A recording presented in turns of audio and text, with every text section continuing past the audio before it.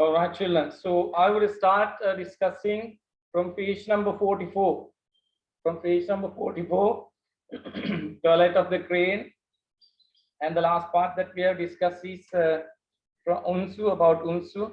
I can't believe it. Well then, where on earth does she get such feathers? Now you see, it's really puzzling. It's really puzzling. Definitely a confusion to these guys. Now for Sodo and Unsu about this number of feathers, like how she can afford to have this number of feathers, because it's not easy to weave a kind of a precious cloth like this. So like that's a puzzle to them anyway. Then Sodo says hump. It's kind of like hump means like slightly annoying, kind of like angry. Yeah, slightly annoying. Annoy, annoy, ANNOY, annoy means make slightly angry. Yeah. Is this the weaving room? In spite of himself, he goes up into the house and looks into the adjoining room. You see, they are so keen. It's really intriguing for them, and they are really interested in seeing like how this precious cloth is woven, how this precious cloth is woven. So that's really makes them really confused. That's what they are trying to look for, like how she does this one. Yes, it's true. There's a loom. Loom is a fabric, and it's kind of a technical equipment, or we can call it like technical apparatus. There's a loom. There's a loom, technical equipment or kind of an apparatus to make fabric or threads. Right? Oh heavens! Then there they get. With surprise and curiosity, he goes into weaving room. With surprise and curiosity, he goes into weaving room. You see Sodo now. He's been so surprised just by seeing this loom. All right. And then Unsu, Sodo, what's the matter with you? Sodo, coming out of the weaving room with 2 or 3 pieces of feather in his hand. Look, Unsu, this is a crane's feather. Now I know you're right. You see, now gradually they come to know, they realize, gradually they realize this is something, she prepares, he makes this, he weaves this one out of genuine feathers. You see, I never lie. Then Unsu says, you see, I never lie. Pause, then kind of a pause you find, who has been back unnoticed. So Sue is back. She has been back unnoticed. They didn't notice that she's just back up there. She didn't notice, right? Comes out of the inner room. Comes out of the inner room. And Unsu suddenly surprised. Oh heavens! So Unsu surprised too. God bless me. I'm sorry to have broken in while you were out. You see, like now, they're so upset. They're surprised. Unsu, excuse me, miss, but I am you. You see now the way. See the way that the words, have been placed there. Now they are really, this is something unexpected. They both never thought that you come out and just see that. So that might be the problem. But I am you, Unsu, from the village over there, and I am much obliged to you. Much obliged to you. I'm so much thankful to you. So much indebted, or like grateful to you. Obliged means that. You about the cloth, and you see now they just keep on talking, right? Being so thankful to Sue. Then Sue, she stands in silence, inclining, bending her head. Inclining means bending her head on one side like a bird. Okay, Now, what do you think about Sue at this moment? She must be so upset, so depressed, because she never expects these two guys to be around, and she doesn't want. Now, the reason being, like, she knows like how these two guys and how these two villagers, their behavior at the initial state, like how she was shot down by an arrow. So she remembers everything. And she has a good memory power as well. And then, fine, then Sodo. Then, Mrs., I've got an idea about the cloth, which this low fellow here told me you wore. Oh, sorry, I should have told you who I am. Now, see, now they are so upset. They regret about being there, probably. But now they have nothing to say, no excuses. Now they genuinely come out with like, okay, like this is, now who said this one? It must be definitely from Yo-Yo. That's what they're telling. That's what Sodo is telling, like, which this low fellow here told me you woman. Oh, sorry, I should have told you. Who am I? Who am I? I'm Sodo from the village over there. Is showing. And I'd like to have a little talk with you. Yeah, just to, it shows like how much they are interested in knowing like about this precious cloth. That is what we feel like as readers. That's the interest they have.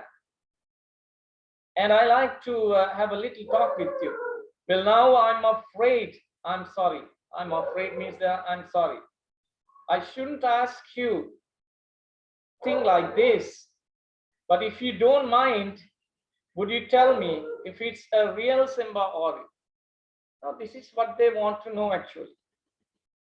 They exactly want to know whether it's real, whether it's genuine.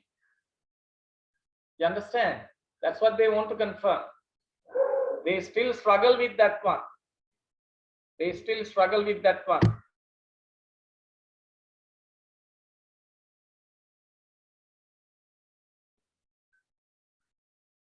All right, children? Okay, and then I'm afraid I should have asked you this thing, but if you don't mind, would you tell me if it's a real Senbaori? Then Sue. She has been looking at them inquiringly. It's like asking for something like, inquiringly. Inquire means like you ask for some information, right? With a puzzled look, without answering anything, without giving any answer, with no reply. Inquiringly, looking at them, being puzzled. But suddenly moves away quickly into inner room as if she heard a sound. So she just kept silent. She was silent. She didn't want to reply for anything. She just, like reacted, and she got into the room as if she heard something, from the room. All right. So she didn't want to say anything. She had no comments. You understand? She had no comments. Then Sodo, it's a question for Sodo and for Unsu as well. Then Sodo calls Unsu. How come? How come? She didn't seem to understand. Now she also has a problem with the language as well. Like she transformed a crane transformed into a human, into a woman. So they might probably feel that, she may not understand, but they communicated with her. Maybe not that, of course, but she purposely might have not communicated, might have not replied. Then Sodo, turn to page number 46, children. Page number 46.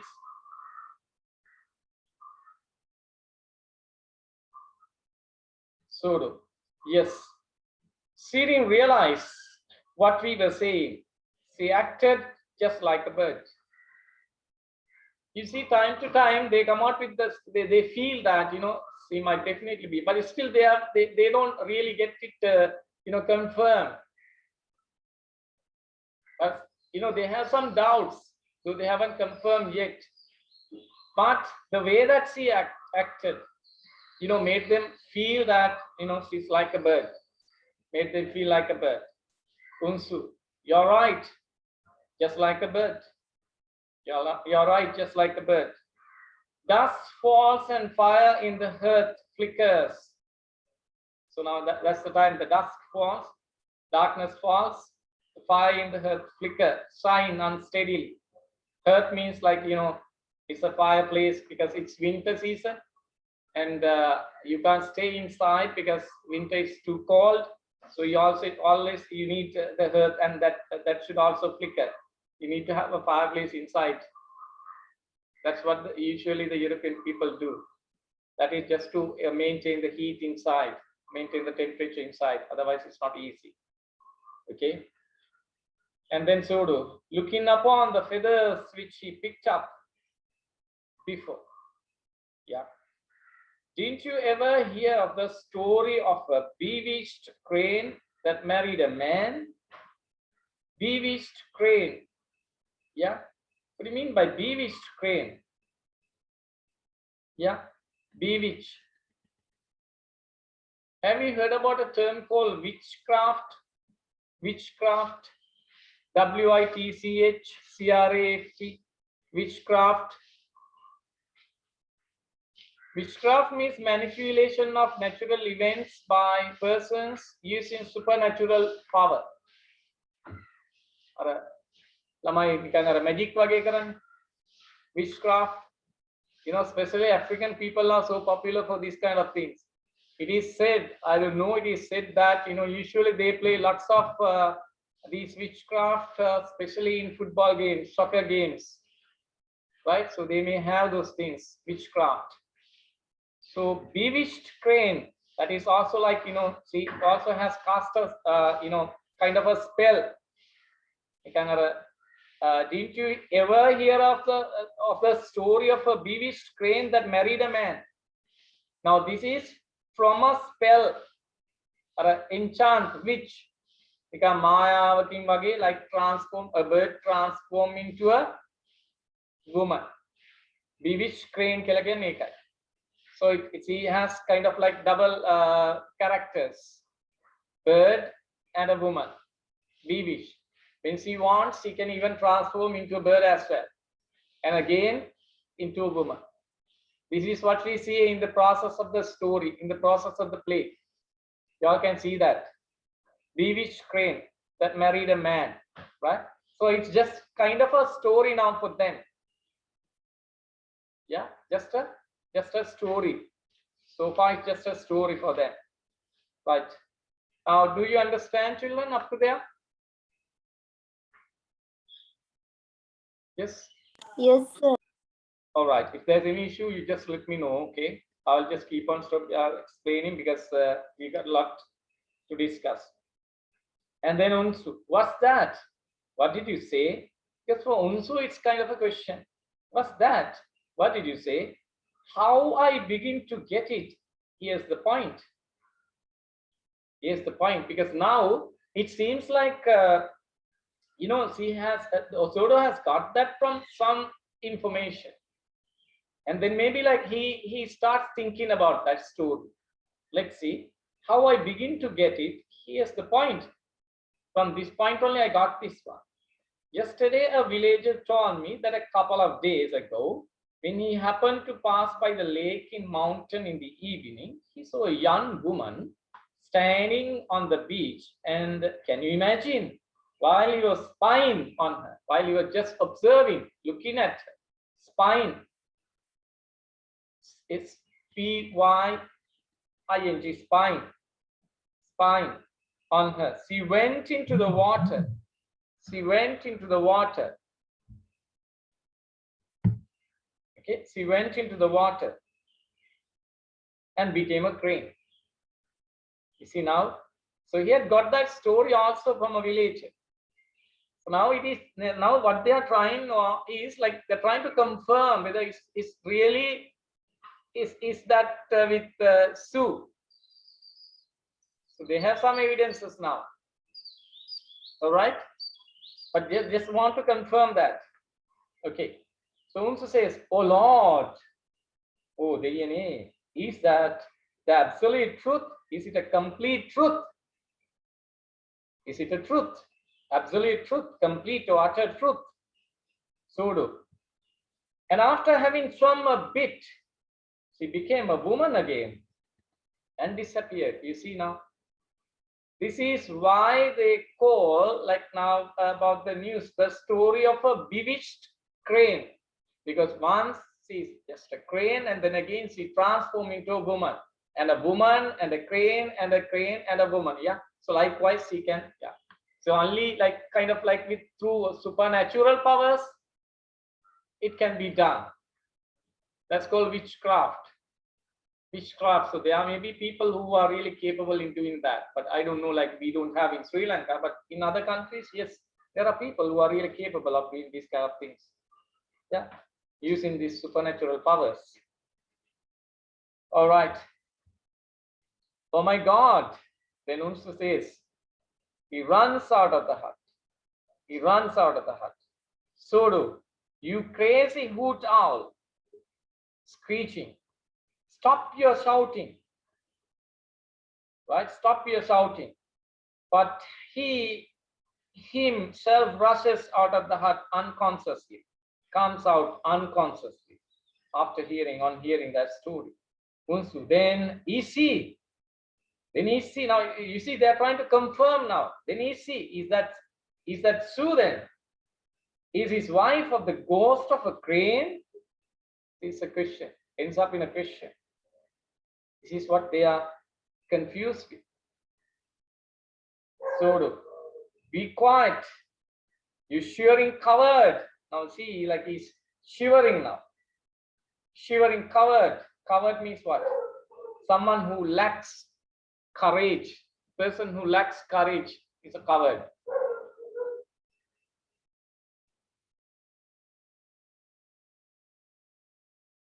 Okay. Only God knows. Only God knows. Unsu, what shall I do? What shall I do? Groaning with hands over his head, making a deep sound, using hands over his head. What shall I do? What shall I do? Likewise, groaning with hands over his head. Oh God, help me. Unsu comes out with all these things. I've cheated Yo-Yo out of a lot of profit. I've cheated Yo-Yo out of a lot of profit. Right? Now he confesses. He confesses. Papucharnikar. Confession. Confesses. Right? He understands that he has done that. You understand now? He's being cheated by these two guys. So forget it now. So Unsu has done that scenes, but now he regrets about what he has done. He regrets about what he has done. But Sodo says, forget it, Unsu. If he's a real Senba Ori, we can sell it at $1,000 in Quito. That's ghee means it's a mild expression of surprise. Ghee. Mild expression of surprise. පුදුමයෙන් වගේ නිකන් ගී කියලා කියනවා. පුදුමයෙන් වගේ කියන ප්‍රකාශනයක්. Ghee, we can sell it. Wow, we can sell it at $1,000 in Quito. If it's genuine, if it's original one, if it's real Senba Ori. Yeah, if it's really authentic Senba Ori, we can sell it for $1,000 in Quito. No doubt, that much precious that is. Then also $1,000. Did you say $1,000? Because see, still they're surprised to hear that. They themselves, they question each other. Will that be that much worth? $1,000? All right, $1,000. Now they have a doubt in the value. They have doubt about the value of it, and they can still measure how much is the cost of it, how much the value of it in dollars. But they just assume it might be, nearly $1,000. If it's real, it's real. $1,000? Did you say $1,000? Yes, surely. Besides that, you said that lately Yo-Yo has been getting a bit suffer about money, didn't you? he becomes a bit sharper. He becomes a bit sharper. Sharper in the sense very enthusiastic. Sharper means very enthusiastic. Sharper becomes very sharper or very keen. Now you see, not only that, he becomes, he has come to understand, it seems, the value of money. He's very sharp, he's very keen. He's very keen about money. Didn't you? Didn't you? Yeah. All right. Then Unsu says, yes, that's right. That's right. It's positively true. Yeah, it's positively true. That's what's happening. Yes, he's very keen. K-double-E-N, keen children. Means enthusiastic. E-N-T-H-U-S-I-A-S-T-I-C, enthusiastic. Very enthusiastic or very keen. Again, unandu කියන එකයි කියන්නේ. All right. Ashini, are you clear up to there? Danidu, Himara, Kesanjali? Yes, sir. Tell me. ඔයගලන්ට තේරෙනව නේද ළමයි? Yeah, because we have to cover up a lot. That's what I am continuing. No time to waste. So we'll go ahead anyway. If you have any doubts, you just let me just know. Okay, fine. Turn to page number 47, Pratha. So, well then, if that's so, if that is the case, if that so means, if that is the case, the best idea is to get him on our side. Yeah. Now you see, this is how they plan out now. Now they know for sure that Yo-Yo is very keen, very sharp on money, and they are pretty clear that he makes hell of money out of this Simba Ori, because it's now it seems like it's a real Simba Ori. So now what they plan is to try to get him into their side. Now Sudo and Unsu plan to get Yo-Yo into their side. Now these lines means that. These lines mean on that. Well then, if that's so, if that is the case, the best idea is to get him on our side and get his wife to weave a lot more of the cloth. Fine, so the work is done then. And then try to get Yo-Yo into their side. And then by influencing Yo-Yo, they can get more cloth woven from Su. So this is the absolute way to be done. All right, so they know how to tackle the situation. Then Unsu says, yes, I guess you are right. I think you are right. I guess means I think you are right. So look, here he comes. Right now, it's a play, children. You all understand that all these things are happening on stage. Right? Look, here he comes. Yo-Yo, coming back absent-mindedly. It's like absent-mindedly. Right? Absent-minded. Like how you see, like if I ask something from you with regard to this one, you might give me a different answer, not related to this one. So that I would say that you are absent-minded. You are just physically here, but you are not mentally all right with this one. So absent-minded. He's like absent-minded, mindedly singing. Gianni kiseru futo nuno, bayani kiseru futo nuno, chinkara kankara tontang. Why I've forgotten to boil rice for soup. So still, so the last line shows his attachment towards his wife. That is Su.